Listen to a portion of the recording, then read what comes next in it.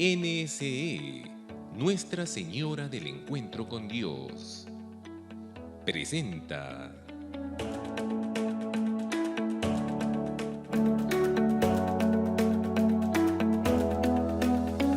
organizado por el Arzobispado de Arequipa.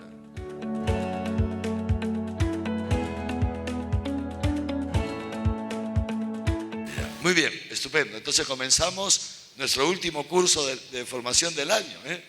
Es el último curso del año, desde nuestro año de la caridad, como se ve ahí, que como les dije al empezar nuestro primer curso, la finalidad de todos los cursos que hemos tenido mes a mes este año es el relanzamiento de nuestra pastoral sociocaritativa, que es una de las tres dimensiones fundamentales de la misión de la Iglesia.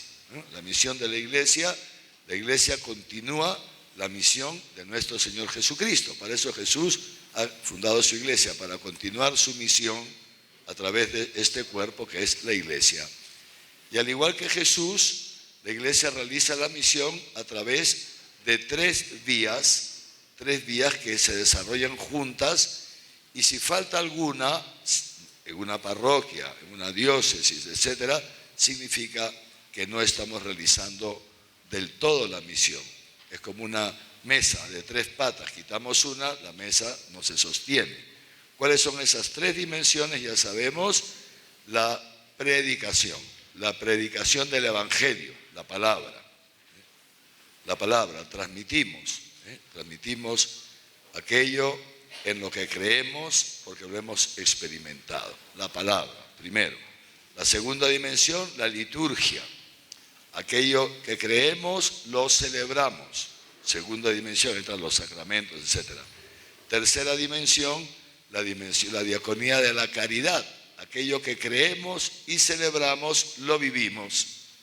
Y al vivirlo hacemos creíble para los demás lo que creemos y lo que celebramos.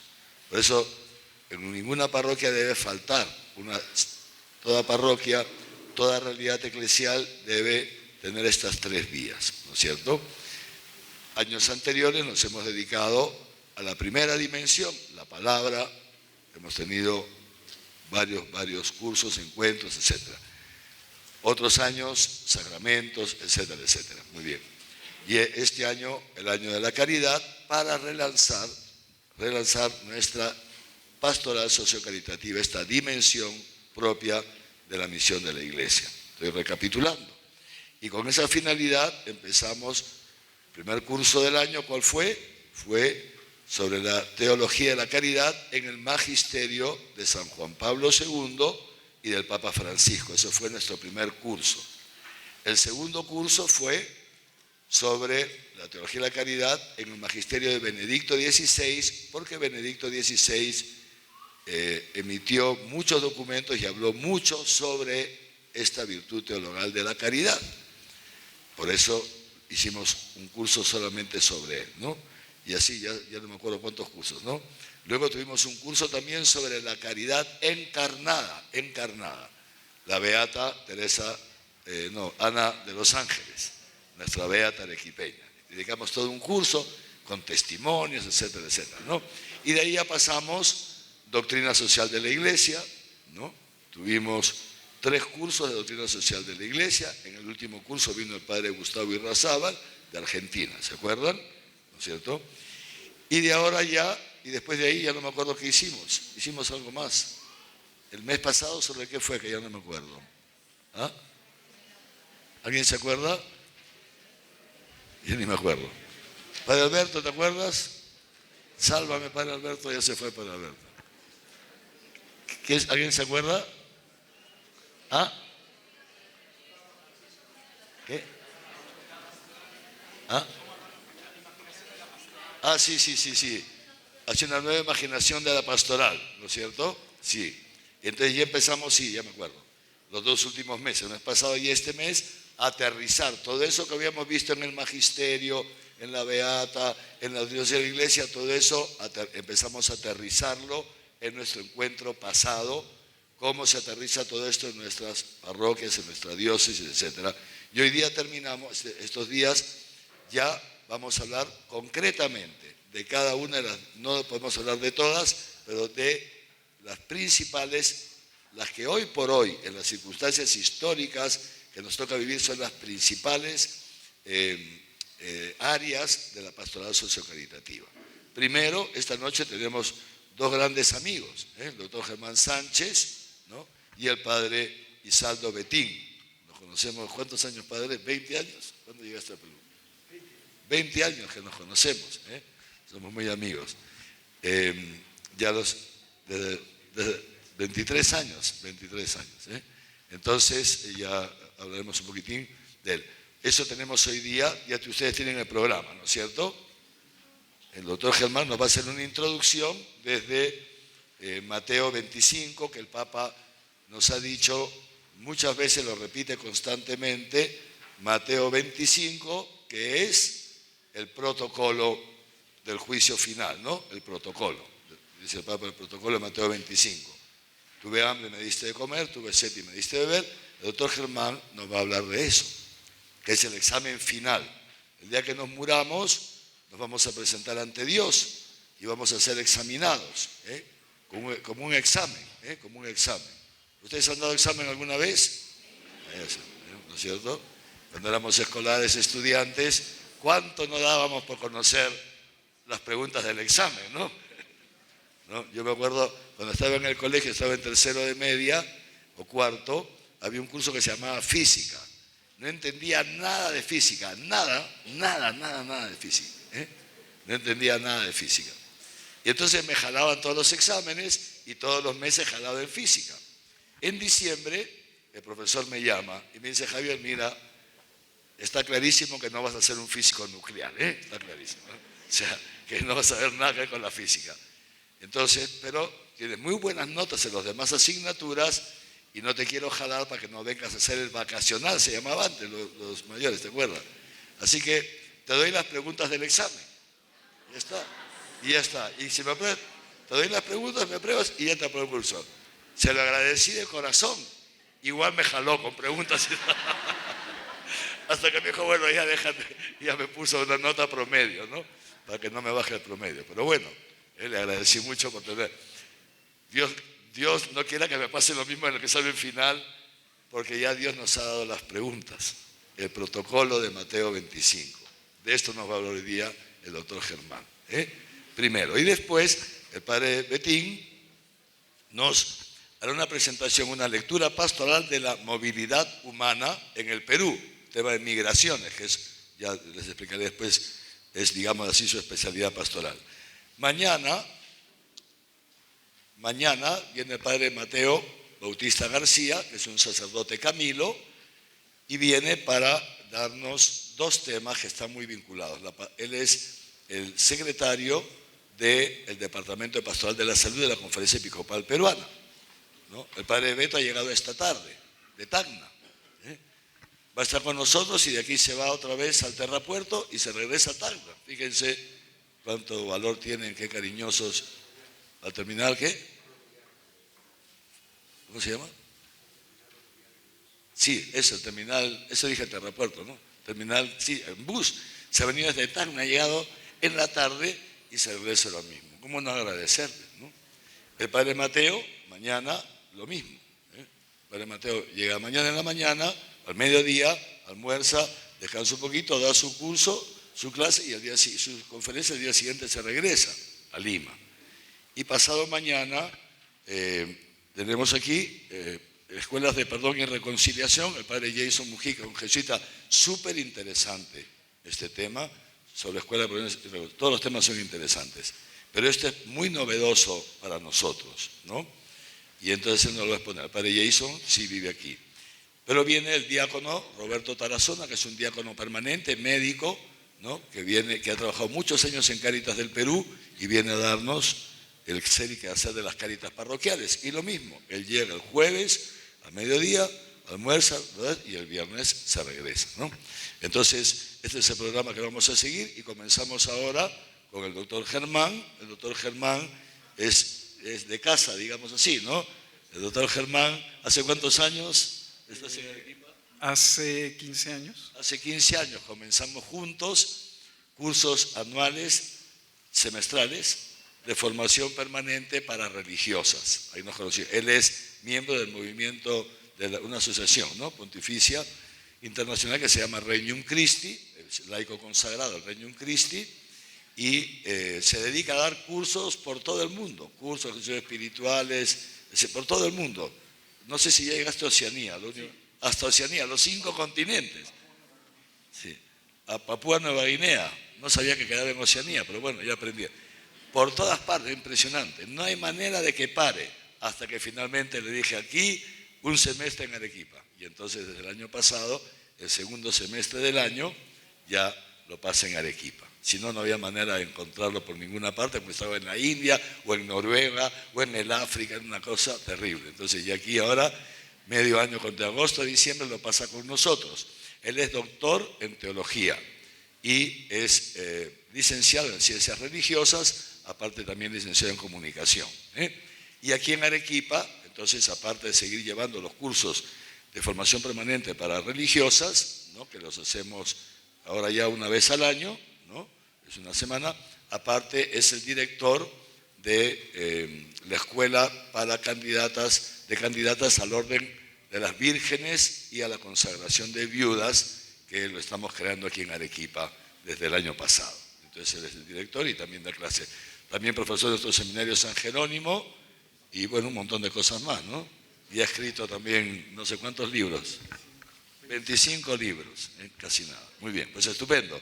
Lo recibimos con un aplauso y le agradecemos mucho el tiempo que nos dedica. Nosotros bajamos.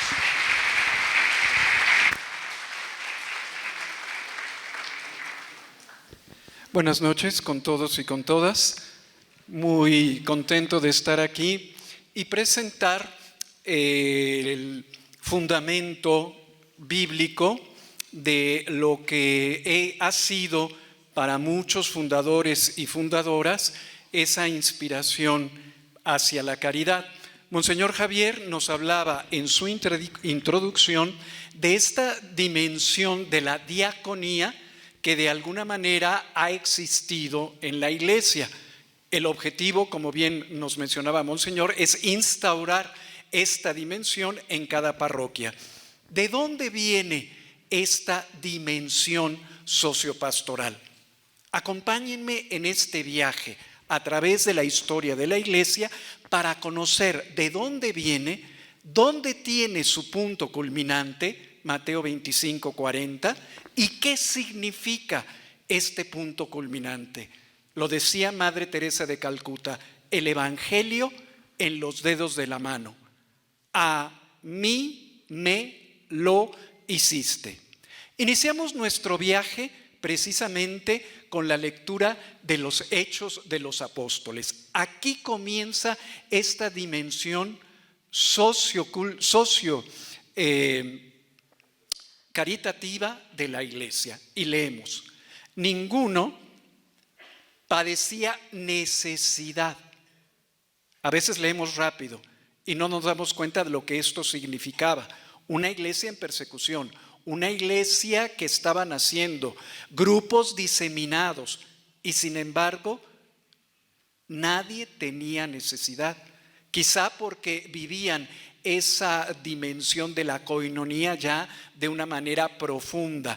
Compartían la palabra, compartían la Eucaristía y compartían el hermano, es decir, tenían en la misma dimensión, en la misma categoría, la palabra, la Eucaristía y el hermano. ¿Y eso en qué se traducía? En esto que estamos leyendo. Ninguno poseía necesidad. Ninguno padecía necesidad. Después, en aquellos días, como el número de discípulos aumentaba, los helenistas comenzaron a murmurar contra los hebreos porque se desatendían a sus viudas en la distribución diaria de los alimentos. Es decir, que esta dimensión caritativa, además de velar para que nadie padeciera necesidad, también proveía diariamente a las necesidades más acuciantes de la iglesia. En este caso nos mencionan a las viudas y por extensión a los huérfanos de esas viudas. La figura más vigorosa de esta caridad que nace en la iglesia de Jerusalén, pues la tenemos ya en el año 258, recordando el pasaje en el cual al diácono Lorenzo, ¿qué es lo que se le pide? Se le pide que reúna los tesoros de la iglesia. Él, después de 2-3 días, reúne esos tesoros y presenta a sus perseguidores los pobres. Es decir, los pobres son considerados el tesoro de la iglesia. Más adelante vemos en el desarrollo de esta dimensión, en el siglo IV, en la iglesia naciente en Egipto, en cada uno de los monasterios que se fundaba, estaba al lado de ellos una diaconía. Es decir, un lugar a través del cual se proveía a las necesidades de los pobres.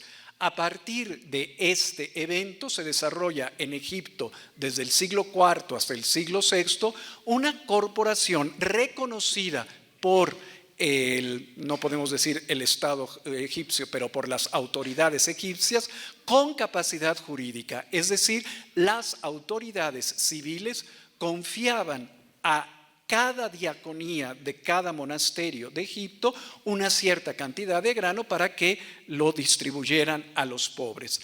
Esta diaconía se extiende no nada más en Oriente, sino también en Occidente. Y así vemos cómo en varios escritos existen diaconías en toda Europa. La iglesia, bien lo sabemos, no es una organización no gubernamental. Sabemos que a la base de este servicio sí está el amor por los pobres. Han habido a lo largo de estos 2 milenios de historia de la iglesia diversos textos que han inspirado muchas obras de caridad. Textos como la parábola del buen samaritano, el texto del juicio final, Mateo 25, 31, 46, textos como las cartas de San Pablo. Mientras tengamos oportunidad, hagamos el bien a todos, pero especialmente a nuestros hermanos en la fe. Hoy nos vamos a detener precisamente a analizar este texto, el de Mateo, el del juicio final. Vamos a leerlo rápidamente para traerlo a la memoria sin que esto nos quite mucho tiempo. Cuando el Hijo del Hombre venga en su gloria, rodeado de todos los ángeles, se sentará en su trono glorioso. Todas las naciones serán reunidas en su presencia y él separará a unos de otros, como el pastor separa las ovejas de los cabritos, y pondrá a aquellas a su derecha y a estos a su izquierda. Entonces el rey dirá a los que tengan a su derecha: vengan benditos de mi Padre y reciban en herencia el reino que les fue preparado desde el comienzo del mundo. Y aquí viene nuestro texto a analizar con profundidad. Porque tuve hambre y ustedes me dieron de comer. Tuve sed y me dieron de beber. Estaba de paso y me alojaron. Desnudo y me vistieron. Enfermo y me visitaron. Preso y me vinieron a ver. Los justos le responderán: Señor, ¿cuándo te vimos hambriento y te dimos de comer? Sediento y te dimos de beber. ¿Cuándo te vimos de paso y te alojamos? ¿Desnudo y te vestimos? ¿Cuándo te vimos enfermo o preso y fuimos a verte? Y el rey le responderá: les aseguro que cada vez que lo hicieron con el más pequeño de mis hermanos, lo hicieron conmigo. Luego dirá a los de su izquierda: aléjense de mí, malditos, vayan al fuego eterno, porque fue preparado para el demonio y sus ángeles. Porque tuve hambre y ustedes no me dieron de comer. Tuve sed y no me dieron de beber. Estaba de paso y no me alojaron. Desnudo y no me vistieron. Enfermo y preso y no me visitaron. Estos, a su vez, le preguntarán: Señor, ¿cuándo te vimos hambriento o sediento, de paso o desnudo, enfermo o preso, y no te hemos socorrido? Y él le responderá: les aseguro que cada vez que no lo hicieron con el más pequeño de mis hermanos, tampoco lo hicieron conmigo. Vamos nosotros, en primer lugar, a analizar este texto a partir de la frase de Mateo 25:40. Y el rey le responderá: les aseguro que cada vez que lo hicieron con el más pequeño de mis hermanos, lo hicieron conmigo. Les repito, este ha sido un texto enigmático, en el sentido que ha inspirado miles de obras de caridad a lo largo de estos 2 milenios de historia de la Iglesia. Y lo podemos ver. El patrono de la Cáritas, San Vicente de Paul, precisamente se basa en este evangelio para iniciar la cofradía de la caridad allá en Francia. Y llegó incluso, con esa fuerza prodigiosa que da el evangelio, hasta tener entre las damas de la caridad a la reina de Francia. ¿Qué fuerza tiene este evangelio? Este evangelio que permite, y el día de mañana pregúntenle al padre Camiliano, ¿qué fuerza tenía para hacer que un gigante casi de 2 metros como era Camilo de Lelis pudiera mantenerse en vela para estar al lado de los enfermos? ¿Qué fuerza enigmática tiene el evangelio para que este Camilo de Lelis confesara sus pecados a cada uno de los enfermos, porque veía a Jesús en el enfermo? ¿Qué fuerza tiene este evangelio que contemporáneamente permite a una Madre Teresa de Calcuta, una figura minúscula, levantarse como un monstruo frente a la guerra en Líbano y poder servir a los enfermos con la anuencia de las autoridades? ¿Qué fuerza hay entonces en este evangelio? No solo que permite a fundadores y fundadoras el comenzar obras de caridad, sino a cada una de las personas que hace la caridad ver a Jesús en los pobres. ¿Cómo vemos? ¿Qué hay detrás de este evangelio que nos permite no solo imaginarnos, hacernos de cuenta, tener mucha fe y ver a Jesús en los pobres? No, realmente Jesús está en los pobres. Vamos entonces a responder a estas preguntas.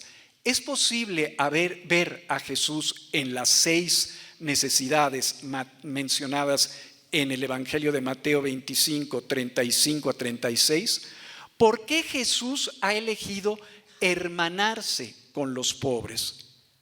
Y no contento con hacerse hermano de ellos, ¿por qué los llama el más pequeño de mis hermanos? Para esta conferencia la vamos a dividir en varias partes sencillas. En primer lugar, vamos a hacer un análisis literario de la frase el más pequeño de mis hermanos. En segundo lugar, la interpretación que ha tenido a lo largo de los siglos esta frase. En tercer lugar, ¿por qué Mateo tiene una predilección por los pequeños? ¿Por qué dice el más pequeño de mis hermanos y no simplemente uno de mis hermanos? Y por último, buscaremos captar en toda su profundidad cuál es el vínculo que permite a Jesús hermanarse con el más pequeño de sus hermanos y entonces sí encarnarse en cada uno de los pobres. Comenzamos con el análisis literario de la frase, el más pequeño de mis hermanos, porque tuve hambre, etcétera. ¿Cuándo te vimos? Dicen los primeros, los benditos. ¿Cuándo te vimos en la cárcel, etcétera? Y Jesús le dice, lo que hiciste a uno de estos pequeños hermanos míos, a mí me lo hicisteis. ¿A quién se está refiriendo Jesús cuando dice pequeños hermanos míos? Bueno, pues se está refiriendo a las 6 necesidades.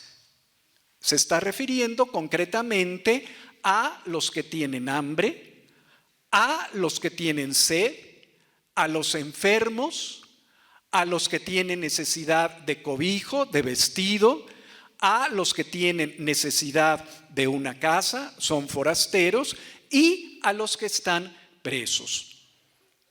De alguna manera, Jesús en su evangelio viene a traer mucho de la tradición rabínica, de la tradición antico testamentaria y extra antico testamentaria, en lo que se llaman las obras de amor. Los judíos no eran de alguna manera ajenos a estas obras de amor.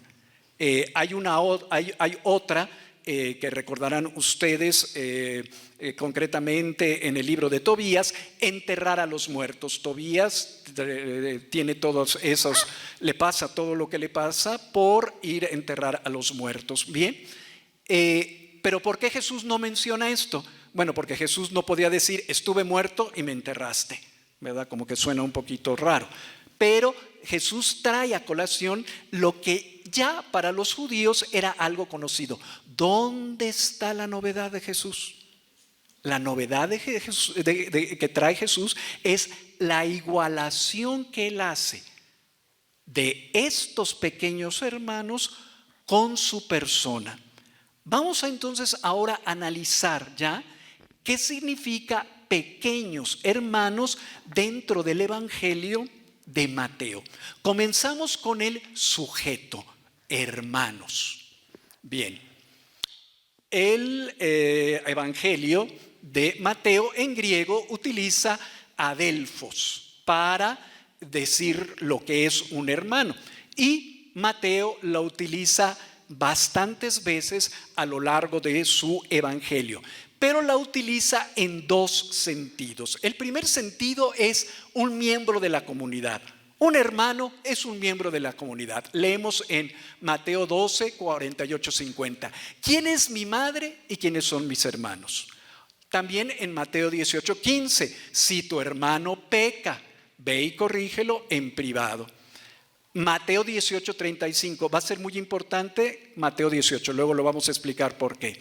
Entonces se adelantó Pedro y le dijo: Señor, ¿cuántas veces tendré que perdonar a mi hermano las ofensas que me haga? ¿Hasta 7 veces?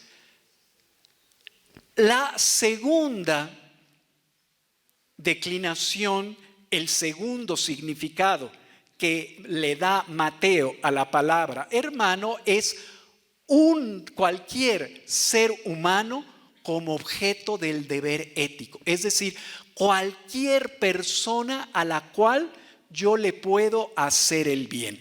Pero yo les digo que todo aquel que se irrita contra su hermano merece ser condenado por un tribunal. Mateo 5:22. Y en Mateo 5:23 leemos: por lo tanto, si al presentar tu ofrenda en el altar te acuerdas de que tu hermano tiene alguna queja contra ti. Y por último, Mateo 5:24, deja tu ofrenda en el altar, ve a reconciliarte con tu hermano. Es decir, hermano para Mateo, para Jesús, es cualquier persona a la cual yo le puedo hacer el bien. Y aquí, queridos hermanos, está la primera sorpresa del Evangelio de Mateo 25:40. ¿Cómo está eso, Señor, de que estuviste enfermo y te visitamos? Yo nunca te vi enfermo. ¿Cómo está eso de que estabas preso y te fui a visitar en la cárcel? Yo nunca te vi preso. ¿Cómo está eso de que tenías sed y te di de beber? Yo nunca te di agua. Pero todo lo que hiciste a una persona por ser hermano, es decir, por ser un sujeto capaz de recibir el bien, a mí me lo hiciste. Entonces, aquí tenemos el primer significado de la palabra hermano. Cualquier persona que es capaz de recibir el bien, cualquier persona a la cual nosotros le podemos hacer el bien. Y por eso la primera sorpresa tanto de los benditos como de los malditos. Seguimos nuestra frase. Hemos analizado el sujeto.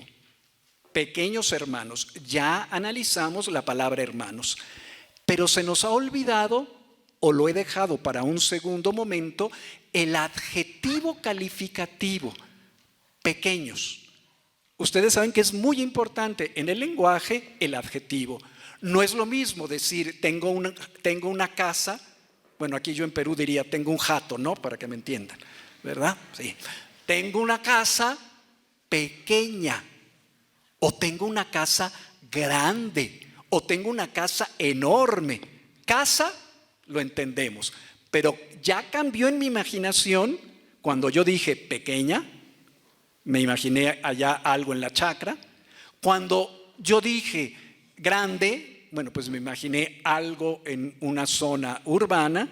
Y cuando dije enorme, pues me imaginé una casa pituca en la Molina de Lima, ¿verdad? Para no meter a Arequipa en ningún problema. Bueno, sí, ¿verdad? Porque si no luego me corre Monseñor por andarme metiendo con la bella Arequipa. Entonces nos metemos con Lima. Perfecto. Bueno, cambió mucho en mi imaginario el adjetivo.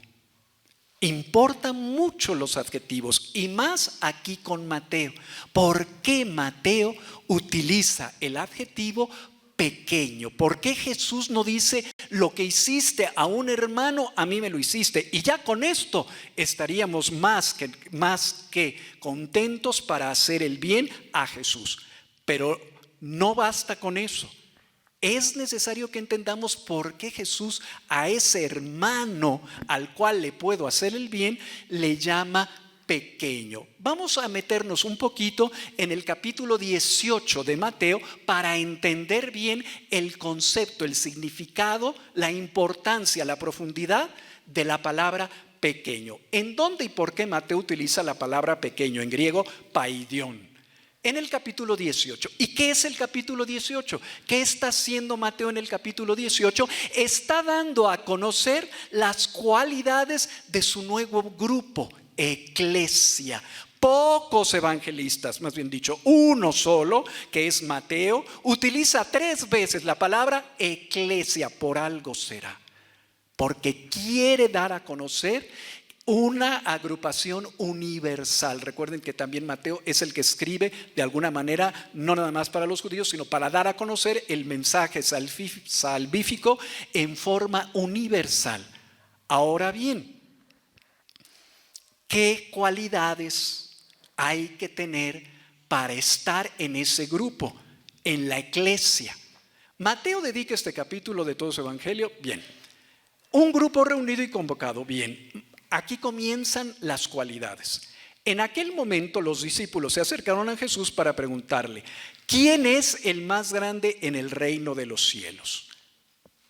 ¿Cuáles son las cualidades que debemos de tener para entrar en el reino de los cielos, la eclesia? Jesús llamó a un niño, lo puso en medio de ellos. Y aquí comenzamos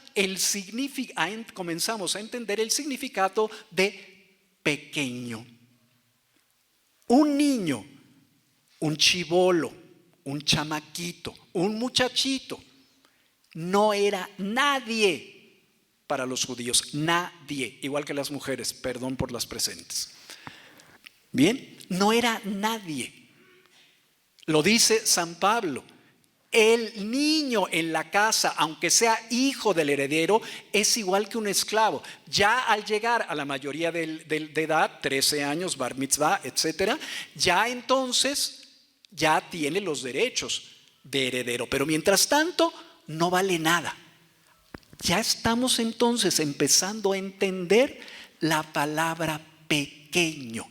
Claro, Jesús ahí va a decir, si no os hacéis como uno de estos pequeños, no entraréis en el reino de los cielos.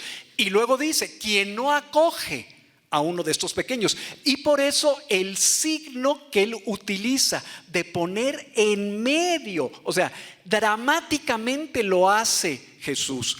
Como si estuviera en el teatro y a ver, ¿hay aquí un niño? Sí, venga, aquí, y lo pongo en medio. Eso para los judíos, ustedes saben que era un pueblo muy visual, muy de gestos. Les está hablando más que las palabras. Poner en medio de los apóstoles, los que se creían que iban a ser los ministros de salud, el ministro de economía, etcétera, y le está poniendo en medio para decir: este es el que entra en el reino de los cielos. ¿Y quién es este?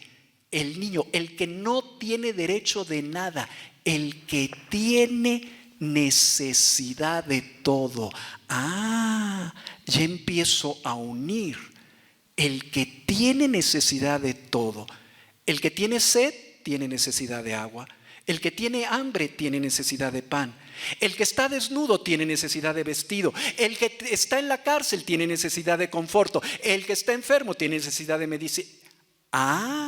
Entonces hay una igualación. ¿Quién es este niño? Bueno, ya lo hemos explicado. El que no tenía derecho a nada. El que necesitaba todo. ¿Qué relación hay? ¿Qué es lo que Jesús pide en relación con los pequeños? Pide 3 cosas. 1, hacerse como los pequeños. Primero, ser pequeño. Segundo, hacerse pequeño. Y tercero, acoger a los pequeños. Nos quedamos para nuestro estudio, para nuestra conferencia, con este tercero: acoger a los pequeños. Porque esos pequeños tienen necesidad de todo. Las 6 necesidades que menciona Mateo no es un elenco cerrado, es un elenco abierto que ha comenzado hace 2000 años, pero que se sigue. Y vemos las nuevas fronteras de la caridad, las nuevas fronteras de la necesidad, pero nacen aquí, de acoger a los pequeños. Mateo 18 se iguala, por lo tanto, a Mateo 25:36. ¿Qué nos dice Mateo 18? El que recibe a uno de estos pequeños, paidón, chibolos, necesitados, no vale nada, tiene necesidad de todo, en mi nombre, me recibe a mí mismo. Ya Jesús empieza a igualarse a los pequeños. Ya entonces encontramos la diferencia entre una ONG y la iglesia. Lo que va a hacer cada parroquia en la diaconía, lo que ya se está haciendo en Cáritas y en otras muchas parroquias y en otros muchos centros de caridad, lo que hacen nuestros hermanos capuchinos, en fin, todo lo que se hace en la iglesia de Arequipa no se hace a un hombre, no se hace a un pobre, no se hace a un sediento, no se hace a un preso, se hace a Jesús, porque Él mismo establece la igualdad entre este pequeño y las 6 necesidades que son el inicio de un elenco que no ha terminado. Y entonces nos encontramos con la segunda sorpresa. ¿Quiénes son los benditos y quiénes son los malditos? Los que han hecho el bien a Jesús o los que han dejado de hacer el bien a Jesús. ¿Dónde está entonces la fuerza para ver a Jesús en los pobres? ¿Cómo se resuelve el misterio? ¿Cómo se resuelve el enigma de ver a Jesús en los pobres? Es que necesito mucha fe. Tengo primero que hacer 3 horas de oración ante el Santísimo y luego ya puedo ver a Jesús en los pobres. No. El misterio se resuelve en la encarnación.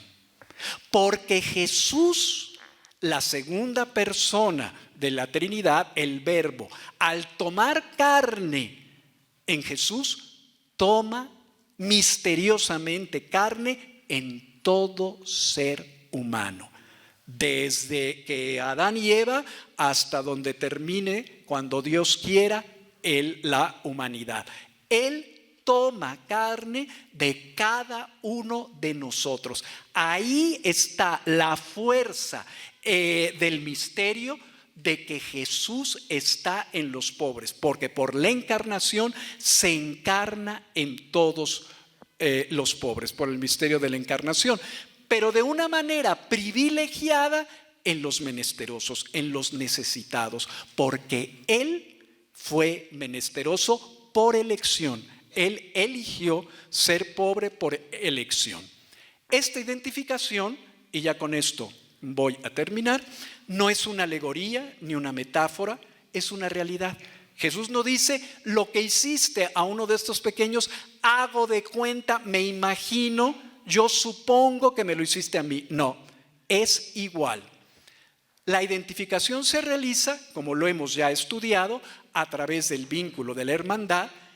Jesús ha sido menesteroso, Jesús ha indicado recibir a los necesitados y Jesús promete una recompensa. Les aseguro que cualquiera que dé de beber, aunque solo sea un vaso de agua fresca, a uno de estos pequeños, otra vez, necesitados, no quedará sin recompensa.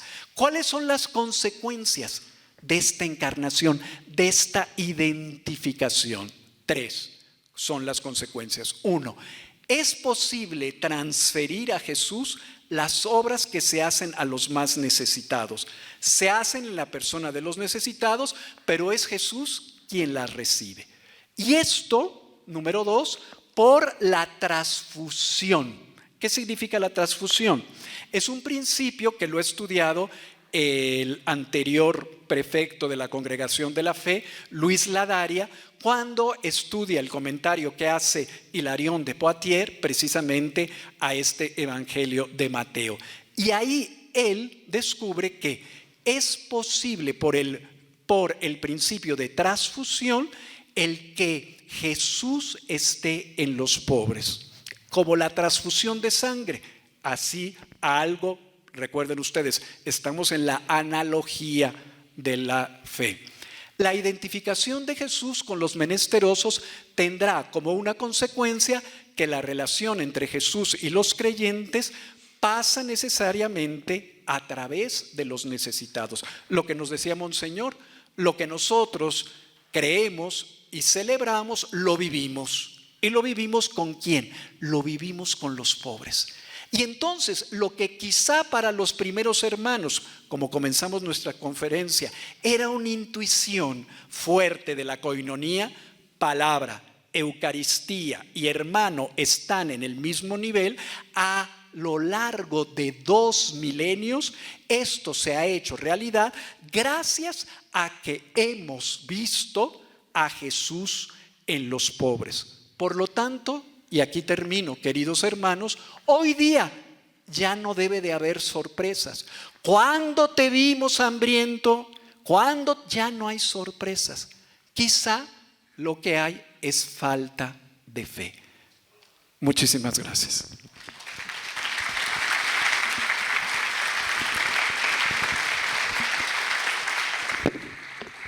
Muy bien.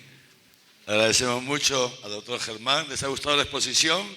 Clara, se nota que es un gran pedagogo, ¿no? Profesor, tiene toda una vida de profesor. Ha sido profesor de colegio también, ¿no? Director y profesor de colegio, o sea que tiene toda una pedagogía. Agradecemos mucho al doctor Germán. No les había dicho en mexicano, pero ya se nota, ¿no? Ya se nota en mexicano. Muy bien. Mexicano, italiano, ¿no? Sí.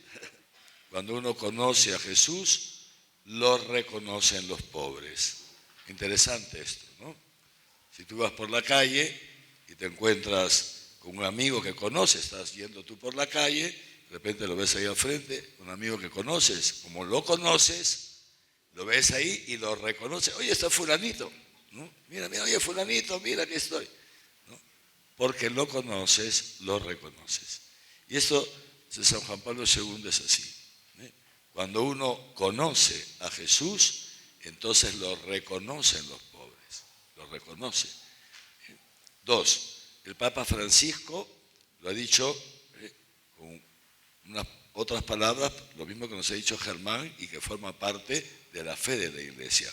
El Papa Francisco lo repite con cierta frecuencia y dice así, Germán lo ha explicado, no es que como si Jesús estuviera en los pobres, no.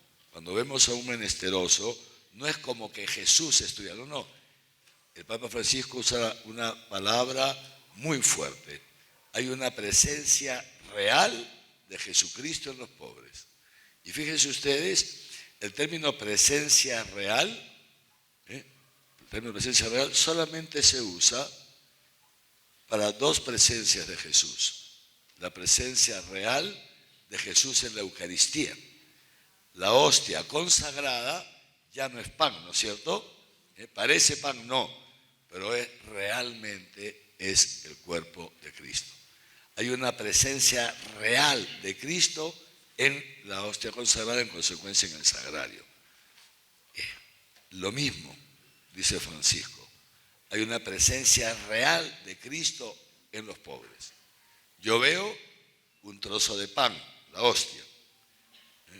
Yo veo un pobre, pero lo que realmente está ahí presente es Jesucristo, lo que realmente está aquí presente es Jesucristo. Aquí hay una presencia real, sacramental, a través del sacramento. Aquí hay una presencia real en esto que ha explicado el doctor Germán, del profesor Ladaria, a través de lo que esta analogía, decía él, ¿no?, de la transfusión. Es decir, Jesús que se hace uno con el pobre, Jesús que se hace pobre en el pobre para nosotros, ¿no? Y por eso fíjense qué cosa tan bella, como Jesús, que es Dios, se hace tan asequible a nosotros. Se hace asequible, porque lo vemos todos los días, pasamos al lado de Él, todos los días. Cuando hay un señor en el semáforo, una pobre señora vendiendo no sé qué, un niño pidiendo limosna, Jesús se hace totalmente asequible, realmente impacta esta humildad de Jesús. Cómo viene Él a nuestro encuentro, cómo viene Él a nuestro encuentro. El domingo, ya termino, ¿no? El domingo, fíjense, el Evangelio, ¿se acuerdan del Evangelio del domingo? Ya se olvidaron. Las bodas, ¿no? Que dice, ¿no? Las necias, las prudentes, lo que sea. Y dice que hay un momento en la noche en que se escucha la voz, ya llega el novio, salgan a recibirlo. Y estaba leyendo una cosa muy interesante, un comentario que me tocó mucho, de un cardenal, ahorita se me dio el nombre. Y este cardenal decía así, muy interesante, decía, esta voz, viene el novio, nos suena a través de los niños que se mueren de hambre en el África. Esta voz, ya viene el novio, nos suena a través de tantas personas que se ven obligadas a dejar sus tierras, etcétera, etcétera. Esta voz, ya viene el novio. Ya viene el novio. Es el novio que nos viene a buscar todos los días a través de nuestros hermanos, sus hermanos, nuestros hermanos más pobres y necesitados. Por eso ya se van dando cuenta qué importante es este año. Qué importante es que podamos relanzar. Por eso hemos puesto este título al curso, nuestro último curso del año, la caridad con una nueva imaginación, hacia una nueva imaginación de la caridad, que podamos renovar, porque no es que no se haga nada, se hace mucho en las parroquias, en las cáritas, las congregaciones religiosas, se hace mucho. Ahora estamos haciendo toda una estadística, todas las obras sociales de la iglesia en Arequipa. Es impresionante en los distintos sectores, impresionante, impresionante. Si se valoriza eso, son millones de millones. O sea, se está haciendo mucho, pero lo que necesitamos hacer es dar el siguiente paso, hacerlo de un modo orgánico y con una nueva imaginación, y atendiendo a las antiguas pobrezas, prácticamente estas, y lo que Juan Pablo II llamó las nuevas pobrezas, los drogadictos, ancianos en situación de abandono, familias rotas, Juan Pablo II, el nuevo Milenio de Bunte, le llamó las nuevas pobrezas. Pues bien, ahora vamos a detenernos en una de estas pobrezas, en uno de estos pobres. Y nos lo va a presentar el padre Isaldo Betín, que como ya les dije, yo le estoy sumamente agradecido al padre Betín. Le decimos siempre padre Beto. Le estoy doblemente agradecido. Primero, por haber aceptado la invitación.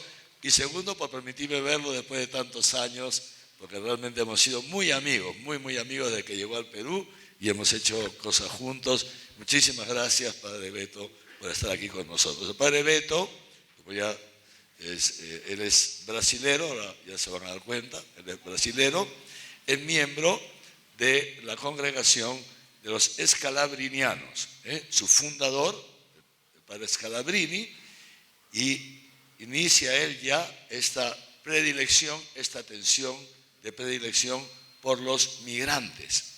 Y entonces el carisma de su congregación es justamente esto, la atención a Jesús en la persona de los migrantes. Y entonces ellos se dedican a esto, es parte de su carisma, así como hay otro tipo de congregaciones, así. Entonces el padre tiene una experiencia larguísima, no puedo leer toda su hoja de vida, pero sí les puedo decir que aparte de la experiencia que tiene en parroquia, etcétera, etcétera, en distintos lugares, en Brasil, en Chile, en Perú, etcétera, etcétera, también es magíster en ética social y desarrollo humano en la Universidad Alberto Hurtado en Santiago de Chile, y que fue el secretario también del departamento, en esa época se llamaba de migrantes, de la Conferencia Episcopal Peruana, y luego ha servido lo mismo también en otros países, siempre dedicado a migrantes. Así que, sin más, los dejo con el padre Beto. Le damos la bienvenida, un aplauso. Gracias, padre. Gracias.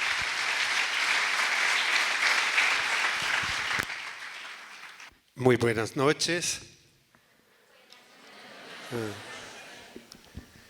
Un gusto estar aquí, un gusto hablar sobre el tema de las migraciones.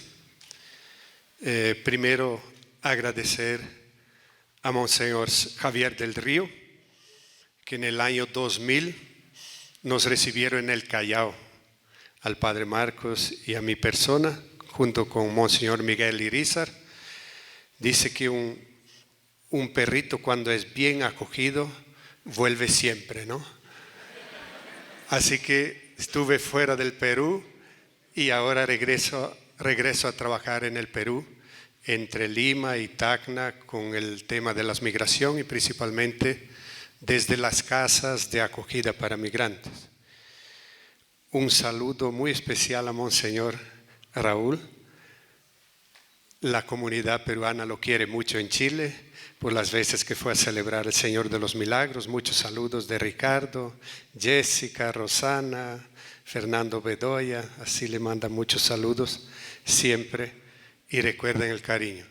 Así que en Chile trabajé mucho con los peruanos y otros migrantes, ¿no? Siempre acompañándolos para integrarse, insertarse en la nueva sociedad y construir su proyecto de vida. Ustedes y nosotros cantamos el Salmo 136 al comienzo y decía a los forasteros extranjeros exilados en Babilonia, el actual Irak, nos sentábamos a llorar con nostalgia de Sión, en los sauces de las orillas. Colgábamos nuestras cítaras y ellos nos pedían cantar. ¿Cómo cantar en tierra extranjera? Es la experiencia que el migrante enfrenta y sufre en el día a día. Y ojalá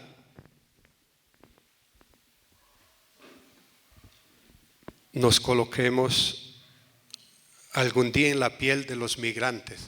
¿Quién de aquí ya fue migrante? Estuvo viviendo en otro país. ¿Quién tiene un familiar en el extranjero? Alce la mano.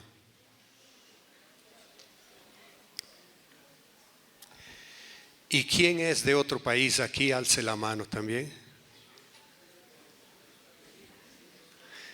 Entonces, cuando uno está lejos, y seguro muchos de ustedes, de repente le pregunta al familiar que está allá lejos, ¿cómo está? Muy bien. Pero no le va a contar que por la mañana alguien pasó en la calle y le dijo: vete a tu país muerto de hambre. No le cuenta, pero enfrentan esto y enfrentan estos desafíos. Y de repente nosotros podemos ser estos que hoy día hasta tenemos un familiar en el extranjero o hasta vivimos de las remesas de los que nos mandan, y de repente somos nosotros quien no miramos con una mirada desde el Evangelio hasta el otro que viene desde otras partes del mundo buscando construir o reconstruir su vida, su familia y su proyecto de vida. Nuestro hermano, muy bien, Germán, que expuso Mateos 25 y expone los rostros. Y de repente el texto de la traducción de antes exponía el que está de paso. De repente el que está de paso, la traducción es muy suave, ¿no? En otros textos del Evangelio dice: fui forastero, estuve extranjero, fui migrante, y ustedes me recibieron en su casa. El que está de paso de repente es hoy, mañana y se va. Pero el extranjero, el migrante, de repente se queda por toda la vida, siempre con el sueño de regresar a su tierra, a su casa y a su familia, y revivir su cultura, sus valores y sus principios. Entonces, esto que quería expresar al comienzo, una mirada al inicio, una mirada sociopastoral, una lectura sociopastoral de la movilidad humana. La movilidad humana es todo lo que significa salir del país, regresar al país, el extranjero que está en nuestra tierra, el peruano que está afuera, el que migra de la sierra a la costa, el que migra de una ciudad a otra o de la selva dentro del mismo país, el que es desplazado, el que es refugiado, que huye por causa de la persecución política, religiosa o social. Todo esto es movilidad humana. El que sale para construir o buscar un proyecto de vida, o muchos estudiantes que salen a buscar una profesión en distintas otras ciudades o países para proyectar su vida. Son migrantes, hacen parte dentro de la movilidad humana. Y queremos dar una mirada no jurídica, ni legal, ni de legislación migratoria, sino una mirada sociopastoral, que es lo que nos compete a nosotros desarrollar como iglesia, como cristianos, como católicos, desde nuestra pastoral de la iglesia. Miremos algunos números. Se hablan de 281 millones. ¿Cuántos Perú da? 8 veces 9 la población del Perú. Son migrantes o refugiados que están fuera de su patria, de su país, de su tierra. Y lo hacen por distintos motivos: guerras, violencia política, desastres naturales, búsqueda de una profesión, un estudio, todos motivos que vemos y conocemos en el día a día. Y de entre estos, los pequeños que decía Germán, los pequeños, los niños son la población del Perú. Los niños, los pequeños de mis hermanos, del rostro de Jesús, son niños con menos de 18 años. Alrededor de 41% de esta población son menores. Entonces, es un número elevado para saber algunos números. Perú ha sido siempre un país de emigración. Cuando llegué al Perú había como 95,000 extranjeros en Perú. No es nada, es 0, pero habían, o hay todavía, 3 millones de peruanos en el extranjero, en distintas partes o distintos motivos, construyendo y haciendo patria en distintas partes. 9% peruana está fuera. Si volviera, superarían los migrantes que se encuentran aquí. Conocemos la migración de los chinos y japoneses, la mitad del siglo XIX, 1850 por ahí, un periodo de apenas 25 años. Llegaron 100,000 provenientes de China y más de 25,000 provenientes de Japón.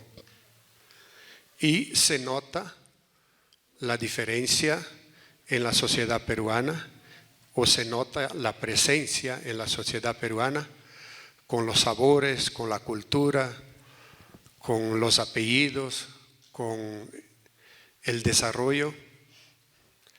Hasta yo cuando llegué al Perú, chifa, ¿no?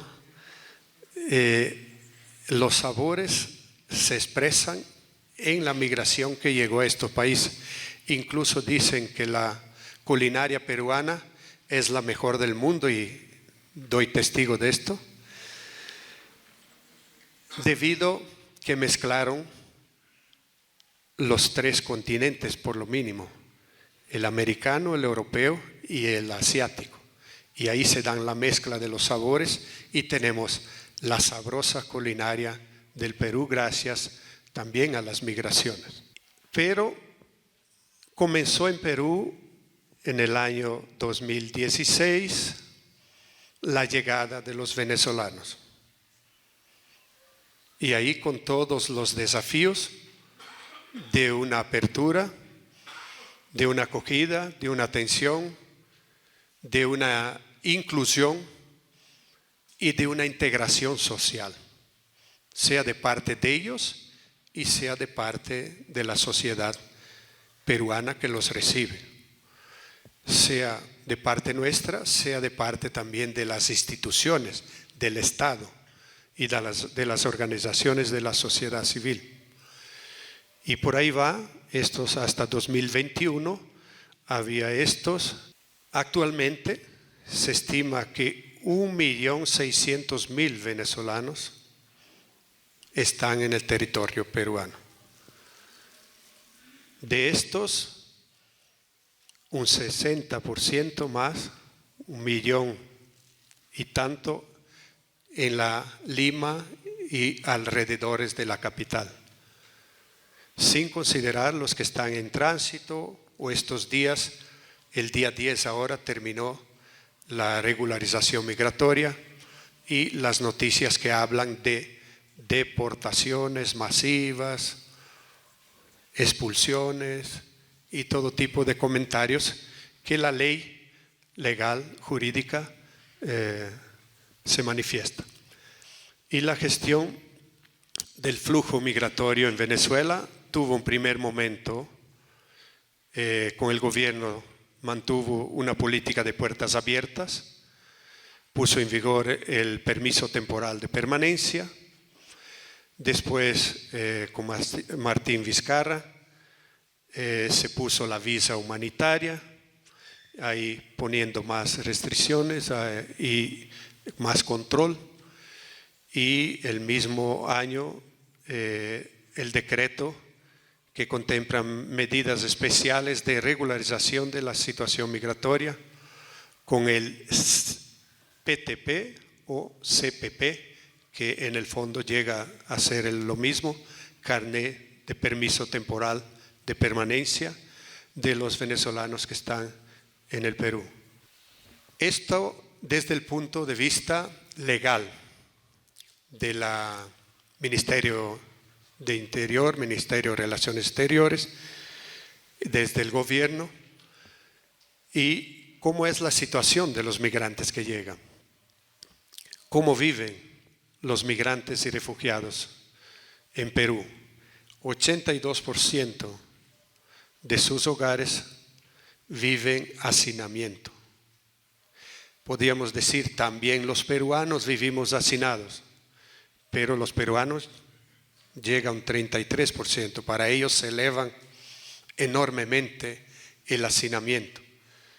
Tiene un espacio, un cuarto, una casa y después van llegando otros con necesidades y que no tiene cómo arrendar o conseguir un trabajo. Esto a nivel de la vivienda. Y en el trabajo, 78,1% se encuentra con trabajo. 85% de ellos, migrantes, trabajan sin recibir beneficios. Entonces, sabemos que el trabajo es inestable, que ni todos trabajamos de forma regular, hay mucho trabajo irregular, pero para los migrantes esto sube enormemente y muy pocos tienen beneficios laborales. También en el tema de salud, 74% de los hogares no cuentan con seguro de salud. El tema de la educación, los niños y niñas y adolescentes, ni todos tienen acceso a la escuela o hay vacantes para ellos y a veces que están migrando de un sitio a otro, de una ciudad a otra, no son recibidos en los colegios, muchos niños sin frecuentar la escuela y que será un problema de repente para mañana si no tienen un estándar educacional que puedan rendir y desarrollarse. El 6% de ellos tiene un contrato laboral solamente y esto aumenta la vulnerabilidad.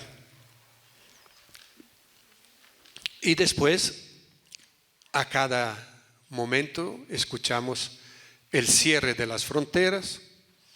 Sabemos lo que pasa, sea tanto de Perú como de Chile, la militarización de las fronteras. Antes ponían los militares cuando había amenazas de guerra. Parece que hoy día los militares son puestos para controlar los migrantes, sea del lado chileno en el caso, sea del lado peruano.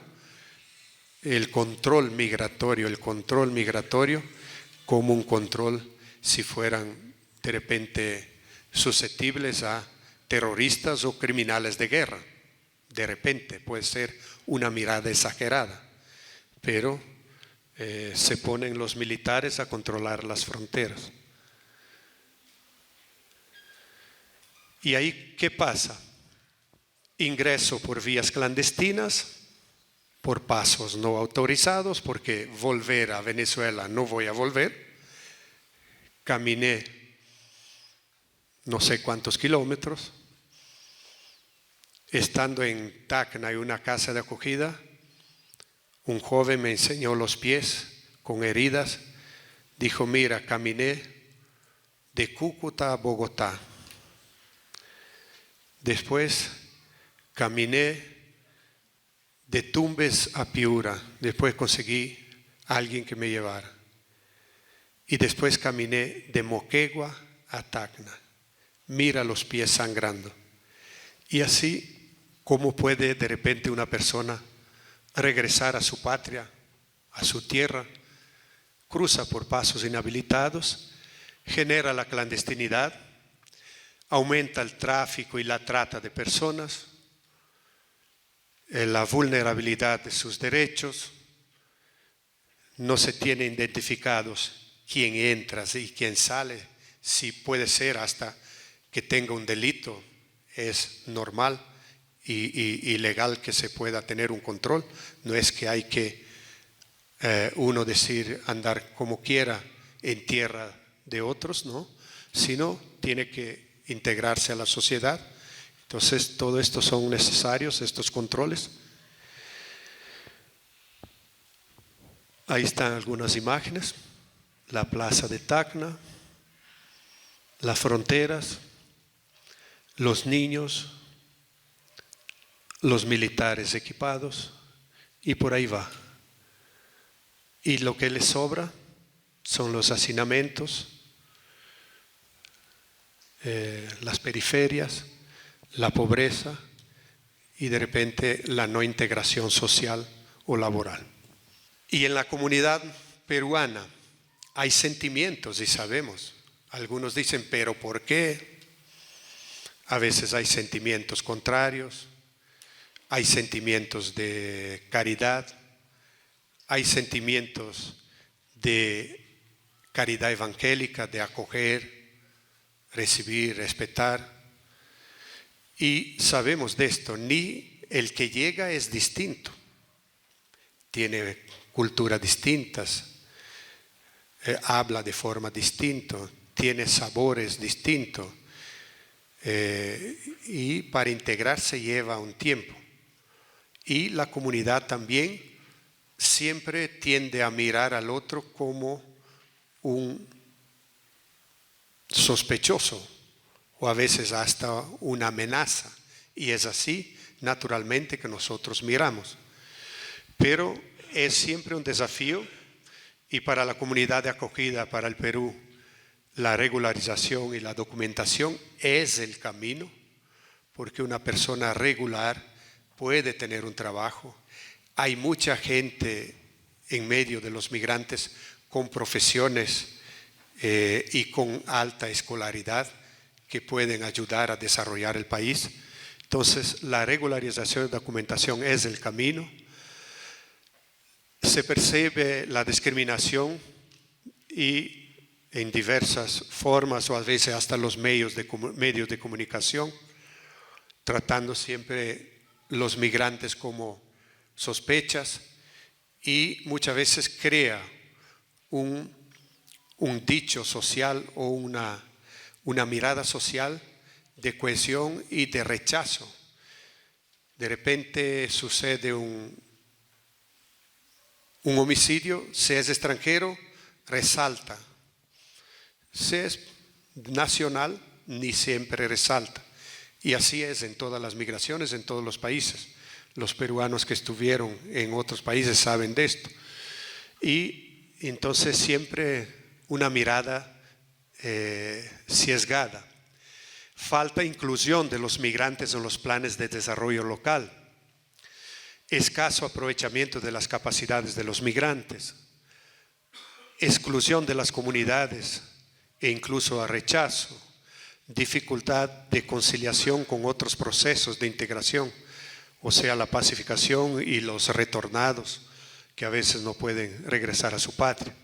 Los menores no acompañados o acompañados y el cuidado y la educación.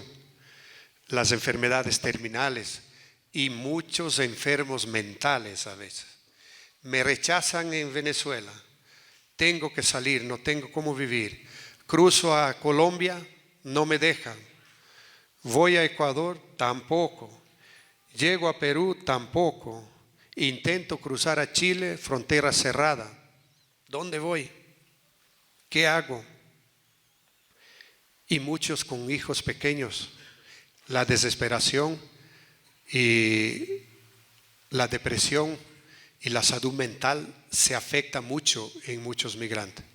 Entonces, nuestras casas de acogida necesitamos siempre un refuerzo de un psicólogo para acompañar y ayudar a estos migrantes a levantarse y a recolocar su vida. Acciones y respuestas que podemos dar desde la iglesia, desde el evangelio que nuestro hermano apuntó. Uno de los rostros: estuve forastero y me recibieron en su casa. Algunas de estas acciones de la caridad están coordinación, la atención de la pastoral en las fronteras, en las grandes ciudades. A veces los conflictos de fronteras se repiten y generan desencuentro y conflictos sociales. Participación de foros regionales con católicos y otras instituciones de la Iglesia y conferencias episcopales, desarrollando una dimensión pastoral de respuesta a la migración, encuentros entre las conferencias episcopales.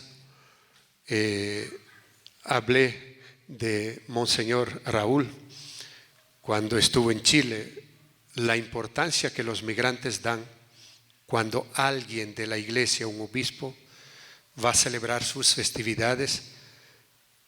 Uno no puede medirlo en cantidad, sino es muy importante.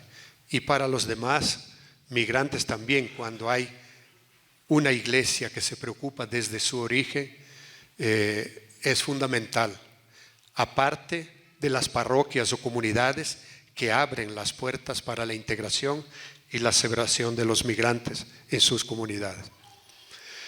Organismos de coordinación transnacional para conocer, elaborar y presentar proyectos y gestionar recursos en favor de los migrantes. Puesta en común de recursos locales de las iglesias, las cáritas, las diócesis, las parroquias, para atención de la caridad a los migrantes que llegan. Y no tengamos miedo de ser caritativos si son los venezolanos que llegan a nuestras parroquias, que necesitan de ropa, de alimento, de una ayuda, de una palabra de consuelo. Hagamos esta acción. Es el momento ahora. No esperemos mañana. El mapeo de todas las actividades pastorales que se están realizando y muchas diócesis, muchas iglesias, muchas parroquias están haciendo muchas acciones en favor de los migrantes, y esto se visibiliza y se agradece y se motiva y se incentiva. Y la inclusión de la pastoral migratoria en los planes de pastoral de las diócesis, que se incluya la pastoral migratoria, no solo como una dimensión de caridad, sino como una dimensión pastoral. La procesión más grande de Santiago es la procesión de los peruanos del Señor de los Milagros. Creo que después de la Señor de los Milagros podía ser de la Divina Pastora de los venezolanos en Lima, ¿por qué no? O de la Chinita, la Virgen de Chiquinquirá. En muchas parroquias, por ejemplo en Santiago, las secretarias parroquiales son venezolanas y peruanas. ¿Por qué? Porque tiene un carisma especial de un trabajo pastoral y una mirada de iglesia distinta de, por ejemplo, la chilena o el chileno. Es notable una atención de una secretaria parroquial venezolana o peruana que atiende en las parroquias. No incluirlas en esta inclusión pastoral incluso en las parroquias. Incidencia política. De repente esta palabra no la interpretamos totalmente.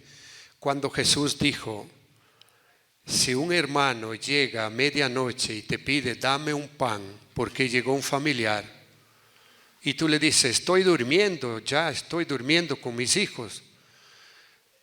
Y Jesús vuelve a decir, te digo que si no es por la caridad, porque deje de importunar, se levanta y le da el pan. Incidencia social y política junto a los gobiernos, las instituciones sociales, políticas, los organismos internacionales, el advocacy, siempre para rescatar y resaltar la importancia de las migraciones, la riqueza que es el migrante con todos sus desafíos. Entonces, compartiendo y coordinando el trabajo con los migrantes y gestionando políticas migratorias acordes a las necesidades de los migrantes. Denuncia coordinada de las violaciones de los derechos humanos, sea junto a las conferencias episcopales, sea junto a la Santa Sede, sea junto a las cáritas, cuando hay abuso en frontera, violaciones de derechos. aprovechamiento coordinado de los círculos de influencia entre los obispos encargados de las conferencias episcopales que trabajan con migraciones. Este mes va a haber un encuentro en Brasil con todos los obispos de los países donde hay un obispo encargado de la pastoral de la movilidad humana. Se encuentra en Brasil para definir planes comunes de acción entre los obispos en los distintos países que trabajan con los migrantes. Promoción coordinada de la formación de políticos católicos en general para dar respuestas a la doctrina social de la Iglesia y a las cuestiones sociales y a los migrantes. Encuentros con las autoridades locales, sobre todo en área de frontera, para construir un diálogo en favor de un trato igual o humanitario a los migrantes. Sensibilización. Esto podemos hacer todos nosotros. Elaborar una memoria colectiva de esta crisis, desafíos y respuestas pastorales. Encargar a las cáritas locales la sensibilización de las comunidades pastorales, parroquiales, para el trabajo con los migrantes, incluso haciendo visible las historias de los migrantes y las riquezas de los migrantes. Campañas mediáticas coordinadas entre las diócesis para sensibilizar a las comunidades locales. Este encuentro, y gracias Monseñor Javier del Río, para tratar de este tema. Cuando nos invitaste, aceptamos con mucho gusto para hablar y dar a conocer los desafíos, que no son fáciles, pero la inquietud pastoral de la diócesis por los migrantes, por este fenómeno y por esta realidad. La promoción de la oración por los migrantes y sus familias en las comunidades y escuelas. Está el Día del Migrante, que es el último domingo de septiembre, que se puede celebrar en la parroquia, en las diócesis. Formación, espacios de formación interdiocesanos para agentes pastorales, intercambio de experiencias a nivel transnacional, promoción y difusión de una espiritualidad o la teología de las migraciones fundamentada en la experiencia de la gente, capacitación y empoderamiento de los migrantes para que se vuelvan actores en la provisión de servicios y en el desarrollo local, módulos de formación en los seminarios. Aquí están los seminaristas sobre la pastoral de la movilidad humana. Y por último, asistencia directa a los migrantes. Corredores o puentes de caridad para ayuda. Por ejemplo, como escalabrinianos, estamos a 20 y pocos años en Perú, tenemos 2 casas de acogida, una en Lima y otra en Tacna. No podemos tener más por falta de también vocaciones y fuerzas, pero son gestos que se puede desarrollar, y muchas congregaciones aquí en Perú han puesto su carisma, sus escuelas, sus comunidades o sus parroquias para atención a los migrantes. Muchas parroquias y comunidades religiosas en Lima, en Arequipa, en Tacna, y esto se torna visible la caridad cristiana y esta dimensión de poner en práctica el Evangelio. Atención espiritual coordinada entre las diócesis para alimentar la esperanza cristiana, asistencia jurídica coordinada para favorecer la regularización y la regularidad de los flujos migratorios y el arraigo y la inserción de los migrantes en la sociedad. Promoción de medios de vida que permitan independencia de los asistidos en mediano plazo y largo plazo. Y promoción de la caridad familiar, que está funcionando con muchos retornados. Y ustedes que hacen, como dije antes, la caridad, o muchos reciben la ayuda de los mismos migrantes con las remesas. Los mismos venezolanos o familias, o los viejitos, o los niños, o los enfermos que se quedaran, esperan las remesas de sus familiares que aquí están. Y muchas veces la gente que no tiene trabajo o se priva de alguna necesidad para poder mandarle unos pocos soles a los familiares que necesitan más que ellos. Entonces, es siempre una ayuda y una mano tendida al que desarrolla este gesto caritativo con los demás y con los migrantes. Padre Beto. Muchas gracias, agradecemos muchísimo al Padre Beto por su exposición, por su presentación, por la sensibilidad que nos transmite también. Tenemos unos minutos, no sé si alguien desea hacer alguna pregunta, aprovechando que está el Padre Beto aquí, que como les decía, tiene una enorme experiencia. Nos sentamos un momentito. ¿Alguna pregunta, alguna duda, algún cuestionamiento, alguna consulta que quieran aprovechar para hacer al Padre Beto? Sí, ahí atrás. Allá. Gracias, Monseñor, y sobre todo agradecer al Padre Beto por su brillante exposición. Acá nos ha hecho varias inquietudes y una de ellas, yo quisiera saber, es lo siguiente. Realmente en el Perú hay mucha migración, como usted ha podido ver, sobre los venezolanos, pero también hay que ver la realidad del Perú. El Perú es un país pobre, no es un país rico, es un país siempre pobre. Segundo, que tiene una diversidad de cultura y sobre todo de racismo. Los pobres, los blancos, los que vienen, que son cholos, los chinos, los japoneses, etc. Siempre hemos vivido en una situación racial. Con esto que ha surgido, que han venido los venezolanos, a mi modo de ver, se ha empeorado la situación real, o sea, social, sobre todo a nivel del Perú. ¿Qué es lo que pasa? En los lugares, por ejemplo, en Lima, en el Cono Norte, que es donde están todos los pueblos de ahí, que se llama, que han sido, que yo he visto hace años y que ahora están mucho mejor, ha aumentado la violencia, San Juan del Lurigancho. Pero también ha aumentado, ¿por qué? Yo quisiera hacer esa pregunta. Por el efecto racial de nosotros que ya llevamos en sangre, por nuestra pobreza, porque siempre tratamos de marginar a las personas. Siempre hemos marginado al cholo o, digamos, los blancos. Tú eres blanco o tú eres negro o tú eres mestizo. Eso siempre se ha llevado, Monseñor. Entonces yo quisiera saber en concreto, ¿será por esa situación que hay tanta violencia en el Perú? Esa es mi pregunta, padre. Una segunda pregunta, 3 preguntas y después yo contesto. Hola, buenas noches. Yo soy migrante venezolana y quiero agradecer primero a la iglesia de Arequipa, porque no es una pregunta, es un pequeñito testimonio.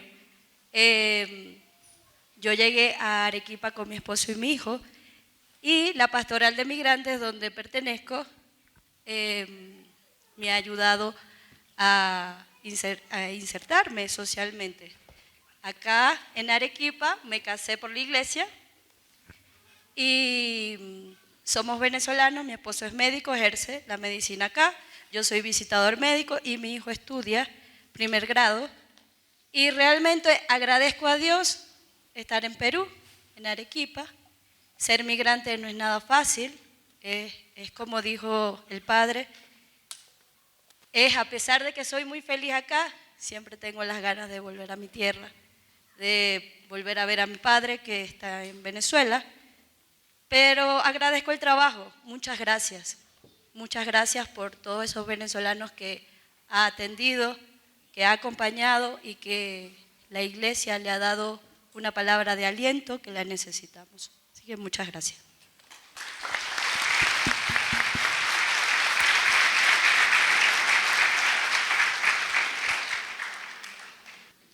Buenas noches, Monseñor Javier, Padre Beto. Bueno, visitando diferentes comunidades y parroquias, me he dado cuenta que no hay hermanos fieles de extranjeros, ¿no? Venezolanos. Visité también a los capuchinos por formación y en esa parroquia sí hay. Mi pregunta es, ¿qué estamos haciendo nosotros o cómo podemos acoger a estos hermanos?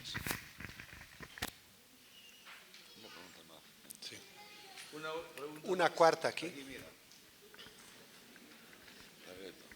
El padre Beto en su exposición ha dicho, es importante formar políticos, ¿no?, desde la doctrina social de la Iglesia, que puedan también abordar estos asuntos. Joel, que acaba de hablar, y este hermano también que va a hablar ahora, y otros que están por aquí, son miembros de nuestra escuela de jóvenes líderes, que es una escuela que hemos creado hace unos años para formar a jóvenes que desean incursionar en la vida pública y en la política.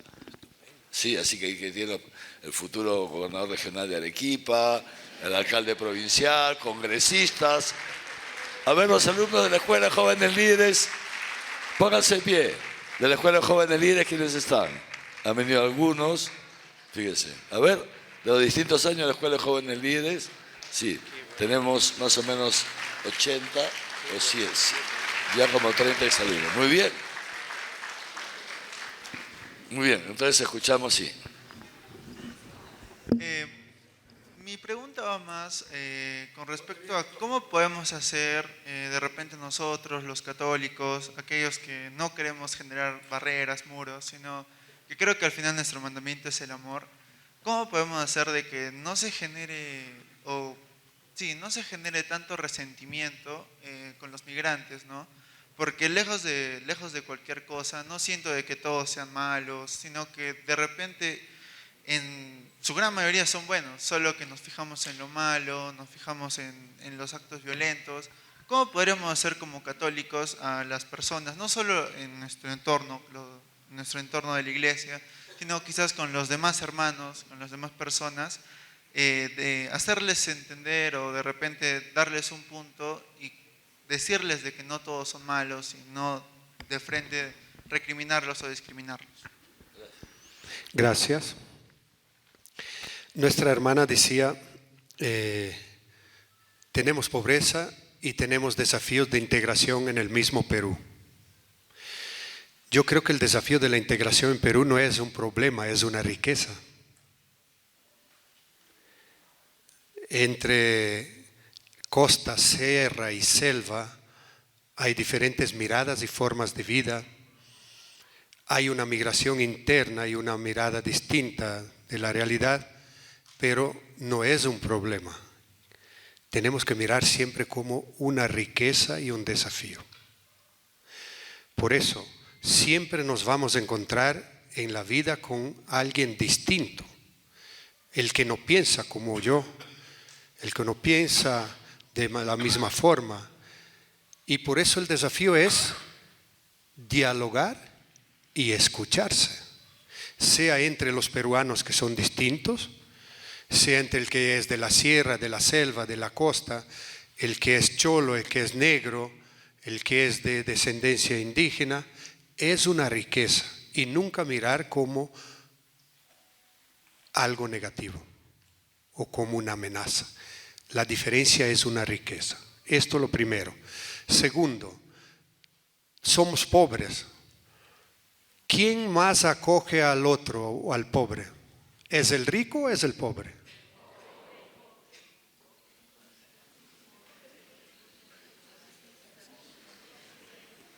El pobre sabe acoger más al pobre. El pobre sabe abrir las puertas. El pobre sabe perder el miedo porque de lo poco que tengo, aunque me robe, no tengo nada. Entonces, tampoco decir, y Perú es rico, primero por su gente, por su calidad de vida, por sus valores. ¿Hay problemas políticos y económicos que solucionar? Sí, pero el migrante puede venir a ayudar a mejorar esto también. Y en la evaluación no es ni el Vaticano, ni los escalabrinianos, ni la Iglesia Católica. La Organización Internacional del Comercio dice que si un país tiene menos de 10% de su población, no puede llegar a un desarrollo o a ser un país desarrollado. ¿Por qué somos subdesarrollados? La Organización Internacional del Comercio dice porque tenemos pocos migrantes. Dubái, Emiratos Árabes Unidos. ¿Cuántos de ellos son migrantes? 70%. Es una potencia económica. Entonces, decir que el migrante no es fuente de desarrollo es una mentira. La misma Organización Internacional de Comercio dice que el país que apuesta por los migrantes y teniendo más de 10% de la población puede llegar a desarrollarse. ¿Estados Unidos vive de qué? De los migrantes. Y por ahí vamos. Entonces, este argumento creo que cae por tierra. Y podemos hacer frente. Además, y esto va junto con la última pregunta, ¿y cómo? El cómo. Interesante cuando Gabriel expuso aquí y dijo, estuve enfermo, estuve preso, fui migrante. Él no dijo, estuve preso porque soy narcotraficante. Jesús dijo, estuve preso. Si fue narcotraficante, violador, asesino, es preso. Si está enfermo porque tuvo vida depravada y tiene el SIDA o no sé qué, es enfermo de SIDA, no merece ser visitado porque no, es enfermo. Es migrante. No, pero se portó mal y no sé qué, no acepta, me trató mal. Es migrante. Jesús nos dice en el Evangelio, es migrante profesional, es migrante bien educado, es migrante que no tiene vicio. No, es migrante. Y me recibiste en tu casa. No dice cuál es la condición del rostro que tiene que ser el pequeño atendido por el Señor. ¿Y cómo desarrollar? Mira, las parroquias son el lugar donde entran los migrantes. La secretaria parroquial, preocúpese cuando llega un migrante. ¿De dónde eres? ¿Qué iglesia participaba ya en Venezuela? ¿Cuál es la santa tua de devoción? ¿Cuándo celebran? Por ejemplo, ¿sabe cuándo celebra la Divina Pastora? Que es la procesión grande como la del Señor de los Milagros allá en Barquisimeto. Preguntar estos detalles. ¿De cuál ciudad viene usted? ¿Iba a la misa usted? Puede integrarse aquí, puede leer una lectura. El equipo de liturgia le da una lectura para leer a un migrante. ¿Favorece esto? A veces dicen, no, somos nosotros, y esto y aquello. Abrir las puertas, abrir esto, y en la atención, en el día a día. Y el migrante, mira, no es que es solo de caridad, de ayuda fraterna. El migrante puede integrar el consejo parroquial, puede integrar el coro. El coro de la parroquia latinoamericana, Raúl, en Santiago, solo migrantes, ¿no? De Cuba, de Venezuela, de Perú, de Bolivia, que anima el coro. Y lo hacen bien. Equipos de liturgia y otros. Entonces, integrarlos ahí y traerlos para adentro. Y quien gana es la iglesia, es la parroquia, somos todos nosotros. Estas son algunas formas. Incluir, por ejemplo, sí, muchas veces estar atentos. Si hay un psicólogo, una psicóloga parroquial que pueda atenderlos, escucharlos. A veces necesitan ser escuchados. ¿Quién no necesita? A veces las peleas entre matrimonio, esposa, esposa es porque uno no me escucha. Y cuanto más los migrantes con sus desafíos. A veces solo escuchar no necesita darle una respuesta. Decir, mira, te entiendo, te recibo, no te juzgo. Basta esto. No tengo plata, pero no te juzgo, te entiendo, te escucho. Esto ayuda mucho.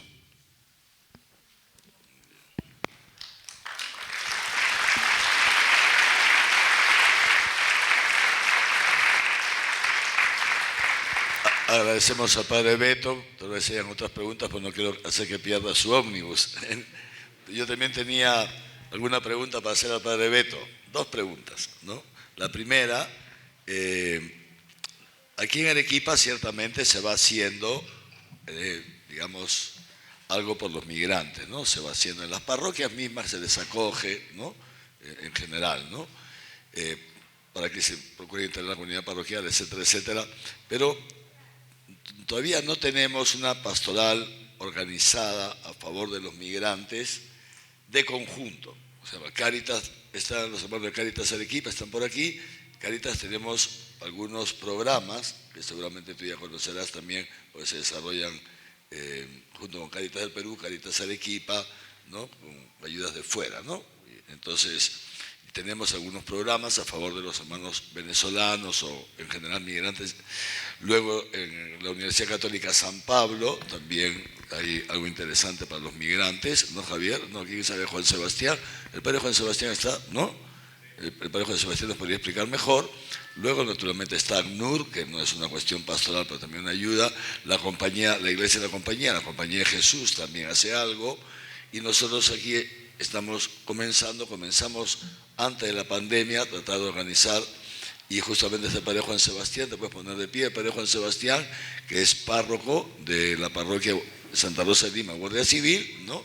Y fue antes de la pandemia que justamente apenas ordenado, como yo en clase en cuarto de teología les había hablado de esta importancia de esta dimensión de la pastoral, y él me dijo, Monseñor, yo me ofrezco a comenzar una pastoral de movilidad humana aquí, y empezamos, ¿no? Con los venezolanos, tiene ya un camino avanzado, pero claro, quisiéramos tener una cosa orgánica, ¿no? Entonces, mi primera pregunta es esa, padre Beto, si a través de ustedes nos podrían ayudar a organizar esta pastoral, 1, y 2, claro, me encantaría que podamos tener una casa de migrantes. La invitación, no digo que era con trampa, ¿no? Pero les iba a pedir si se podían hacer cargo de una aquí en Arequipa, pero ya nos has dicho que tal vez por ahora, por la escasez de miembros, pero tal vez un poquito más adelante o de alguna manera orientarnos, ¿no? No sé, no te quiero poner en compromiso delante de 800 personas, pero sí lo voy a decir. Primero, con todo cariño y gusto, les ayudamos a organizar, a dar los primeros pasos para una pastoral de movilidad humana o pastoral de migrantes.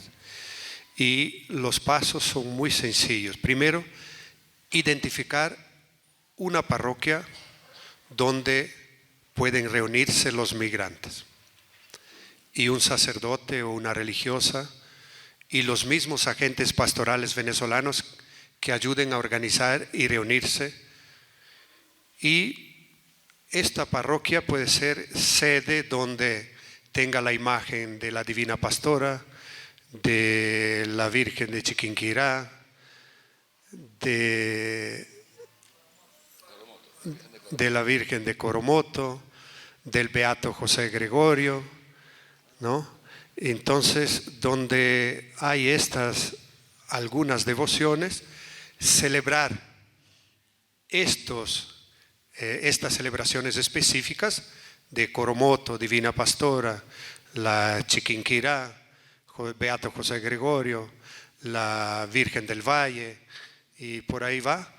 Entonces, estas celebraciones podrían ser el punto de partida, más el Día del Migrante, organizar la Navidad del Migrante con los niños migrantes, posiblemente, y posiblemente, Monseñor, que tengan una misa al mes en la catedral, que sea la misa del migrante.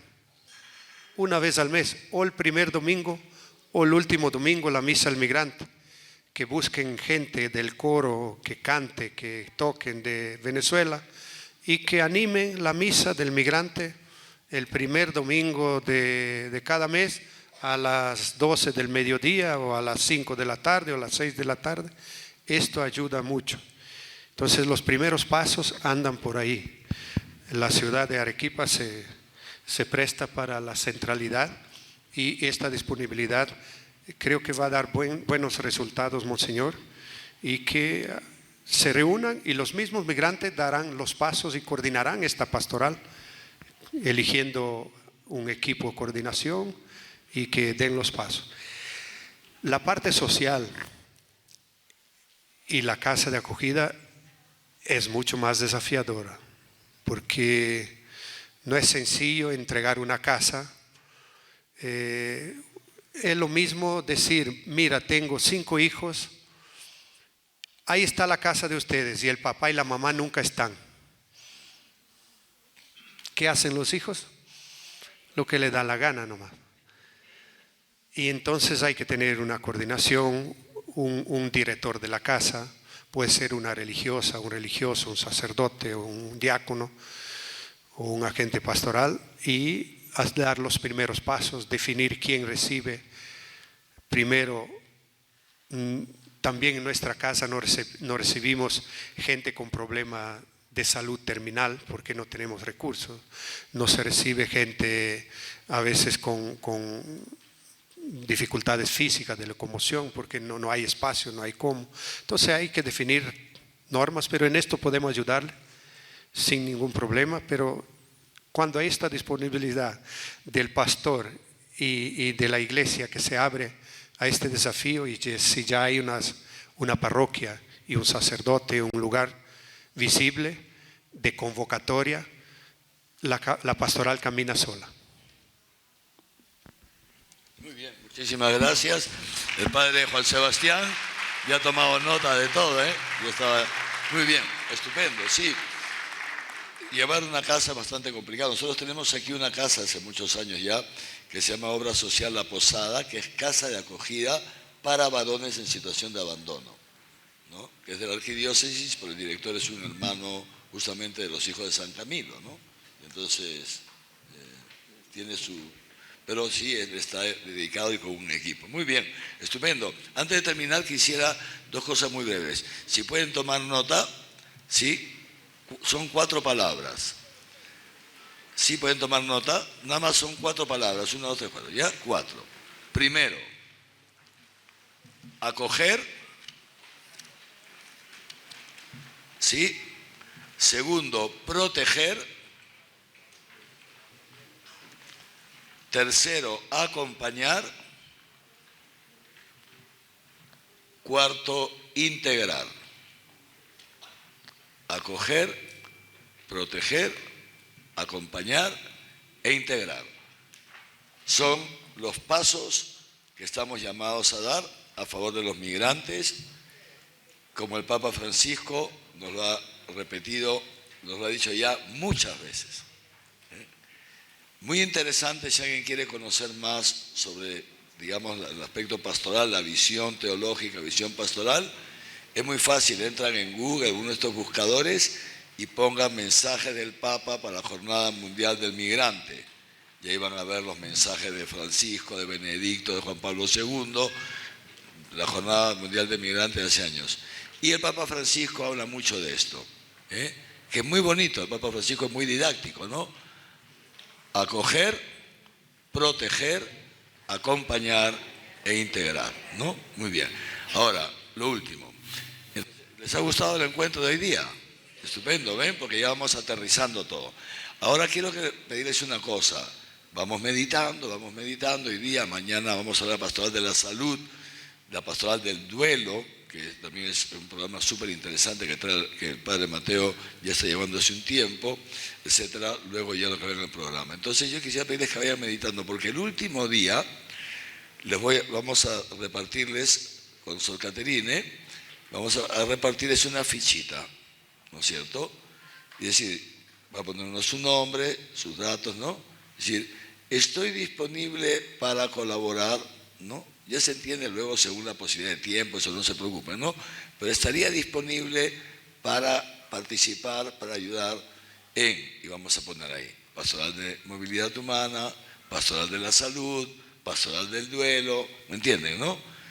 La Cáritas, no sé qué, a nivel de, y vamos a poner otros 3 rubros, 2 rubros, la arquidiócesis o mi parroquia, ¿se dan cuenta? Porque la finalidad, como les decía, de este año, no es que aprendamos mucho y que nos sensibilicemos un poquito aquí y bueno, a partir de mañana seamos más simpáticos con los venezolanos, no, la finalidad es el relanzamiento hacia una nueva imaginación de la caridad, el relanzamiento de una pastoral sociocaritativa orgánica con una nueva imaginación para el nuevo milenio, ¿me entienden? Esta es la finalidad, ¿no? Entonces, luego cada uno verá dónde, cómo, si se puede, si no se puede, etcétera, pero sí, el Señor nos llama a esto, es muy, muy importante. ¿Les parece bien? ¿Sí? Luego cada uno según la disposición de tiempo, no se preocupen, que no es que ya estamos a tener, no, poquito, pero entre muchos poquitos, ¿no? Como le dijeron a la Madre Teresa de Calcuta, madre, usted no se da cuenta que todo lo que usted hace no es nada, si es una gota en un océano. Y la Madre Teresa, ¿qué le dijo? Sí, pero los océanos se han hecho de gotas, así, de gota en gota hacemos un océano. ¿Les parece bien? Estupendo. Nos vemos mañana.